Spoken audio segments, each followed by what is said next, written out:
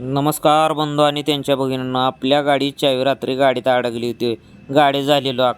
आपली चुकी. मग काय घरी गेलो, आंघोळ केली. सकाळपारी गाडीची चावी घेऊन आलो. लॉक बिक खोललं. आपल्याला गाडी भरून जायचं होतं लगेच, कारण आज 2 खेपा होत्या हो. एक मंगळवेढीची आणि एक तपकिरी शेटपळची. इथं आलो, मस्तपैकी गाडी खाली करायला चालू केली. तोपर्यंत पोरींच्या फुगड्या चालू झाल्या. म्हणले ह्यांना पण जरा ब्लॉकमध्ये घ्यावं.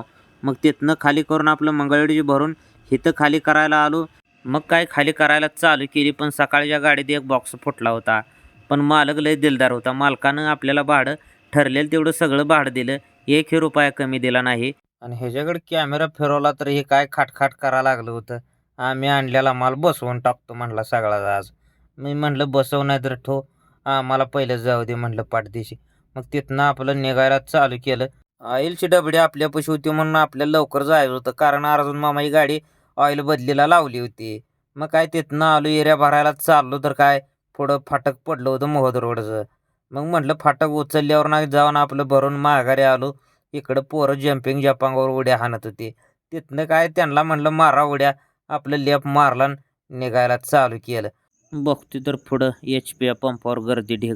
असं ना का म्हटलं भावानं, तुम्ही तेवढं फॉलो करा आणि यूट्यूबची मंडळी सबस्क्राईब करा. धन्यवाद.